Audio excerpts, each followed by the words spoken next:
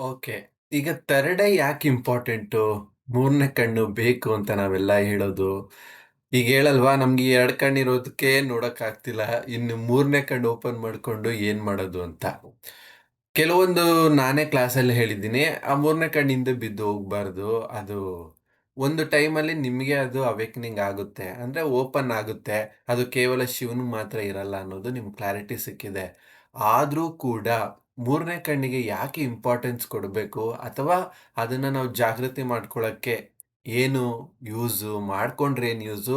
ಮತ್ತೆ ಆ ಥರದ್ದೆಲ್ಲ ನಿಜವಾಗ್ಲೂ ಇದೆಲ್ಲ ಪಾಸಿಬಲ್ ಇದ್ಯಾ? ಮತ್ತೆ ಇದೆಲ್ಲ ತುಂಬಾ ಸಾಧನೆ ಮಾಡೋರ್ಗೆ ವರ್ಷಾನುಗಟ್ಲೆ ನಾವು ಧ್ಯಾನ, ತಪಸ್ಸು ಏನೇನೋ ಸರ್ಕಸ್ ಮಾಡಿದ್ರೆ ಮಾತ್ರ ಅದು ಓಪನ್ ಆಗೋದು ಅಂತ ಹೇಳ್ತಾರೆ. ನಿಜವಾಗ್ಲೂ ಅದು ಕರೆಕ್ಟಾ? ಆ ಥರ ಮಾಡದೇನೆ ಓಪನ್ ಆಗೋದಾ? ಮತ್ತೆ ಈಗೆಲ್ಲ ಕೆಲವೊಂದ್ ಕಡೆ ನಾವು ವಿಡಿಯೋದಲ್ಲಿ, ಯೂಟ್ಯೂಬಲ್ಲಿ, ಸೋಷಿಯಲ್ ಮೀಡಿಯಾದಲ್ಲಿ ನೋಡ್ತಿರ್ತೀವಿ. ಕಣ್ಣು ಓಪನ್ ಆಗಿದ್ಯಂತೆ, ಏನೋ ಕಲರ್ಸ್ ನೋಡ್ತಾರೆ ಅಥವಾ ಏನೇನೋ ಬೊಂಬೆಗಳ್ನ ಅಥವಾ ಗೋಡೆ ದಾಟಿದ್ದೆಲ್ಲ ಕಂಡ್ಹಿಡಿತಾರೆ ಅಂತೆಲ್ಲ. ಹೌದಾ? ನಿಜನಾ?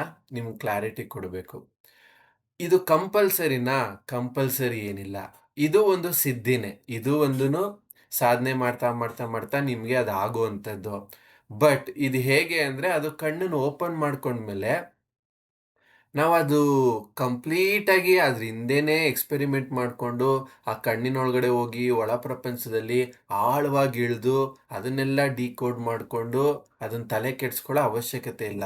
ಬಟ್ ಇದು ಓಪನ್ ಆದ್ರೆ ಏನ್ ಯೂಸು? ಬಟ್ ನಿಮ್ಮ ಲೈಫಲ್ಲಿ ನಿಮ್ಗೇನ್ ಲಾಭ? ನಾವೆಲ್ಲ ನೋಡೋದು ಲಾಭನೇ ಅಲ್ವಾ? ನನಗೇನ್ ಲಾಭ ಆಗುತ್ತೆ ಅಂದ್ರೆ, ಈಗ ನಾವು ಮಾತಿಗೆ ಹೇಳ್ತಾ ಇರ್ತೀವಿ. "ಅಯ್ಯೋ! ನೀನ್ ಈ ತರ ಅಲ್ಲ ನಂಗ್ ನಿಜವಾಗ್ನ ನಿಂದ್ ಈ ತರ ಗೊತ್ತಾಯ್ತು ನನಗೆ. ನೀನ್ ಇಂಥವ್ನಾ ಅಂತ ಶಾಕ್ ಆಗ್ತಿರ್ತೀವಿ ಕೆಲವೊಂದ್ ಸಾರಿ. ಯಾಕೆ ಆ ರೀತಿ ಆಗುತ್ತೆ ಹೇಳಿ? ನಮ್ಗೆ ಗೊತ್ತೇ ಇರಲ್ಲ. ನಾವ್ ಏನೋ ಒಂದ್ ಅನ್ಕೊಂಡಿರ್ತೀವಿ. ಬಟ್ ಆ ತರ ಆ ಪರ್ಸನ್ಸ್ ಇರಲ್ಲ.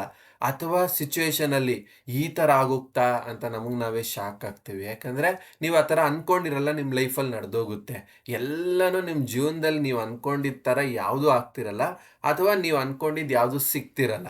ಇದೆಲ್ಲದಕ್ಕೂ ಕಾರಣ ಏನು ಅಂದ್ರೆ ನಮ್ಮ ಈ ಕಣ್ಣಿಗೆ ಕಾಣಿಸುತ್ತಲ್ಲ, ಈ ಫಿಸಿಕಲ್ ಆಗಿ ಕಾಣಿಸೋದು ಒಂದು ಸತ್ಯ ಆದ್ರೆ, ಇದನ್ನ ಮೀರಿದ್ದು ಈ ಫಿಸಿಕಲ್ ಡೈಮೆನ್ಷನ್ ಅಥವಾ ಈ ಫಿಸಿಕಲ್ ಪ್ರಪಂಚ ಮೀರಿದ್ದು ಒಂದು ಎನರ್ಜಿ ನಮ್ಮ ಮೇಲೆ ವರ್ಕ್ ಮಾಡ್ತಾ ಇರುತ್ತೆ. ಅದೇ ನನ್ನ ಜೀವನನ ಸೃಷ್ಟಿ ಮಾಡ್ತಿರುತ್ತೆ, ರೂಪಿಸ್ತಾ ಇರುತ್ತೆ.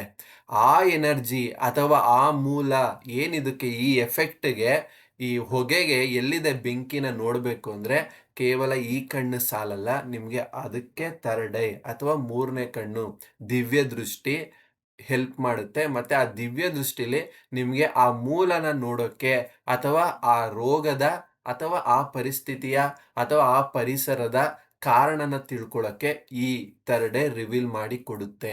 ನೀವೀಗ ಒಂದ್ ದೊಡ್ಡ ಕತ್ಲೆ ರೂಮಲ್ಲಿ ಬಿಟ್ರೆ ಎಲ್ಲಂದ್ರಲ್ಲಿ ಹೋಗಿ ಹೊಡ್ಕೊಂತೀವಿ, ಎಲ್ಲಂದ್ರಲ್ಲಿ ಹೋಗಿ ಜಾರ್ ಬೀಳ್ತೀವಿ, ಎಣ್ಣೆ ಇದ್ರೆ ಜಾರೋಗ್ತೀವಿ, ಗೋಡೆ ಅಡ್ಡ ಇದ್ರೆ ದೇಹನ ಹೊಡ್ಕೊಂತೀವಿ.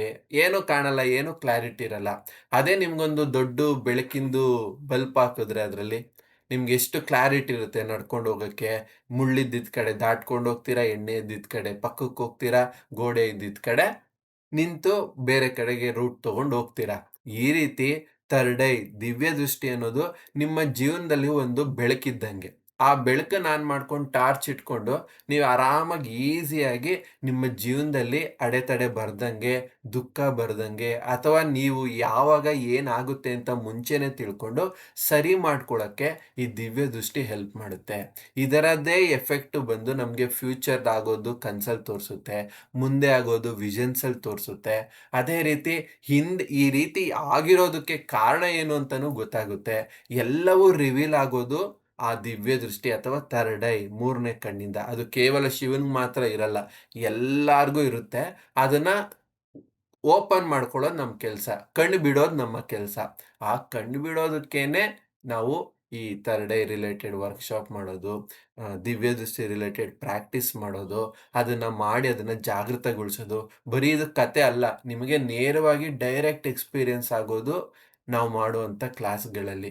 ಈ ದಿವ್ಯ ದೃಷ್ಟಿಗೆ ಅದಕ್ಕೆ ಇಂಪಾರ್ಟೆನ್ಸ್ ಕೊಡ್ಬೇಕು. ಅದಕ್ಕೆ ನಿಮ್ಗೆ ನಾವು ಮಾಡ್ತೀವಿ, ಹೇಳ್ತೀವಿ ಅಂದಿದ ತಕ್ಷಣ ನಿಮ್ಗೆ ಅನುಭವಕ್ಕೆ ಬರಲ್ವಾ? ಖಂಡಿತವಾಗ್ಲೂ ನಿಮಗೆ ಡೈರೆಕ್ಟಾಗಿ ನೀವು ಸಾಧನೆಗೆ ಕೂತಾಗ ನಿಮ್ಗೆ ಆ ಕಣ್ಣುಗಳು ಕಾಣಿಸುತ್ತೆ. ಮೊದಲಿಗೆ 2 ಕಣ್ಣು ಕಾಣಿಸುತ್ತೆ. ಅಂದ್ರೆ ಅದು ಎತ್ರಿಕಾಯ. ಆಮೇಲೆ ಇನ್ನೊಂದು ಕಣ್ಣು ಕಾಣಿಸುತ್ತೆ ಅದ್ರ ಮೇಲೆ. ಅದು ಆಸ್ಟ್ರಲ್ ಐ. ಆ ರೀತಿ ಓಪನ್ ಆಗ್ತಾ ಹೋಗುತ್ತೆ. ನಾವು ಅನ್ಕೊಂತೀವಿ ಎಲ್ಲನೂ ಒಂದೇ ಕಣ್ಣು ಅಂತ. ಎಲ್ಲನೂ ಒಂದೇ ಕಣ್ಣು ಅಲ್ಲ. ಸೊ ಇದು ಸಾಧನೆ ಆಗ್ತಾ ಅದಾಗದೇ ಆಗುತ್ತೆ. ಕೆಲವೊಬ್ರು ನಮಗೆ ಸಾಧನೆ ಅಷ್ಟು ಇಂಟೆನ್ಸ್ ಇರಲ್ಲ, ಮಾಡ್ಕೊಳಕ್ಕಾಗಲ್ಲ ಅಂತ ನಾವು ಫೋರ್ಸ್‌ಫುಲಿ ನಾವೇ ಕೆಲವೊಂದು ಪವರ್‌ಫುಲ್ ಟೆಕ್ನಿಕ್ಸ್‌ನ ಯೂಸ್ ಮಾಡಿ ಮಾಡ್ಕೊಳ್ಳೋವಂಥದ್ದು ಈ ದಿವ್ಯ ದೃಷ್ಟಿ. ಇದು ಯಾವಾಗ ಓಪನ್ ಆಗುತ್ತೆ? ಈ ಪ್ರಪಂಚ ಬಿಟ್ಟು ಬೇರೆ ಬೇರೆ ಲೋಕಗಳಿದೆ. ಆ ಬೇರೆ ಬೇರೆ ಲೋಕಗಳಲ್ಲಿ ಟ್ರಾವೆಲ್ ಮಾಡಕ್ ಶುರು ಮಾಡ್ತೀರಾ.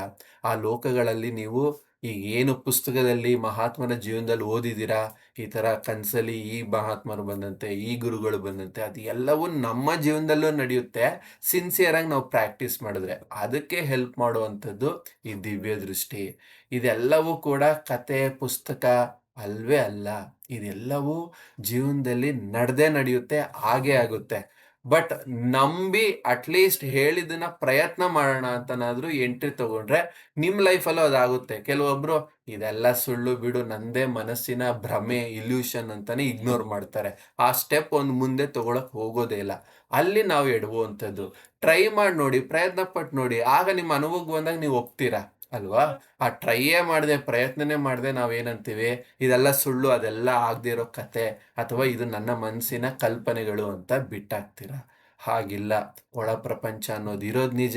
ಅದ್ರಲ್ಲಿ ನಾವುಗಳು ಟ್ರಾವೆಲ್ ಮಾಡುವಂಥ ಪಾಸಿಬಿಲಿಟಿ ಇರೋದು ನಿಜ. ಗುರುಗಳು, ದೇವ್ರುಗಳು ಅವ್ರನ್ನೆಲ್ಲ ಮೀಟ್ ಮಾಡ್ಬೋದಾ? ಖಂಡಿತ ಮೀಟ್ ಮಾಡ್ಬೋದು. ಅದ್ರ ಜೊತೆ ಈ ಭೂಮಿಲಿ ಏನ್ ಲಾಭ? ಅಲ್ಲೆಲ್ಲ ಹೋಗಿ ನೋಡ್ಕೊಂಡ್ ಬಂದ್ವಿ. ಬಟ್ ಜೀವನ ಹಂಗೆ ಇರುತ್ತೆ. ಜೀವನ ಅದ್ರಲ್ಲೇ ದುಃಖದಲ್ಲೇ ಇರಲ್ಲ. ನಿಮ್ ಜೀವನದಲ್ಲಿ ಬೇಕಾಗಿರೋದು ಸಿಗ್ಬೇಕು ಅಂದ್ರೂ ಕೂಡ ನೀವು ಆ ಲೋಕದಲ್ಲಿ ಪ್ರಯತ್ನ ಪಟ್ಟು ಈ ಲೋಕದಲ್ಲಿ ಮ್ಯಾನಿಫೆಸ್ಟ್ ಮಾಡ್ಕೊಬೋದು. ಮ್ಯಾನಿಫೆಸ್ಟೇಷನ್ ವರ್ಕ್ ಆಗೋದೇನೆ ನೀವು ದಿವ್ಯ ದೃಷ್ಟಿ ಓಪನ್ ಮಾಡ್ಕೊಂಡಾಗ. ಮ್ಯಾನಿಫೆಸ್ಟೇಷನ್ ಮಾಡ್ಕೊಂಡು ನಮ್ ಲೈಫಲ್ಲಿ ಖುಷಿಯಾಗಿ ಎಂಜಾಯ್ ಮಾಡ್ಕೊಂಡು ಹೋಗಕ್ಕೆ ಬಂದಿರೋ ಕಾರಣ, ನಾವು ಈ ದಿವ್ಯ ದೃಷ್ಟಿ ಅನ್ನೋದನ್ನ ಪ್ರಾಕ್ಟೀಸ್ ಮಾಡೋದು ಅಷ್ಟೇ ಇಂಪಾರ್ಟೆಂಟು. ಅಷ್ಟೇ ನಮ್ಮ ಸಾಧನೆಲಿ ಒಂದು ಎಂಟ್ರಿ, ದೊಡ್ಡ ಹಂತ. ಅದು ಒಂಥರ ಗೇಟ್ ಇದ್ದಂಗೆ. ದಿವ್ಯ ದೃಷ್ಟಿ ಓಪನ್ ಆದಾಗ್ಲೇ ನಿಮ್ಮ ಜರ್ನಿ ಆಧ್ಯಾತ್ಮದಲ್ಲಿರೋರ್ಗೆ ಸ್ಪಿರಿಚುವಲ್ ಜರ್ನಿ ಶುರು ಆಗೋದು. ನಾವು ಪ್ರಪಂಚದಲ್ಲಿರೋರ್ಗೆ ನಿಮಗ್ ಬೇಕಾಗಿದ್ದು ಸಿಗ್ಬೇಕು ಅಂದ್ರುನು ಮೊದಲನೇ ಹಂತ ದಿವ್ಯ ದೃಷ್ಟಿ ಓಪನ್ ಆಗ್ಬೇಕು.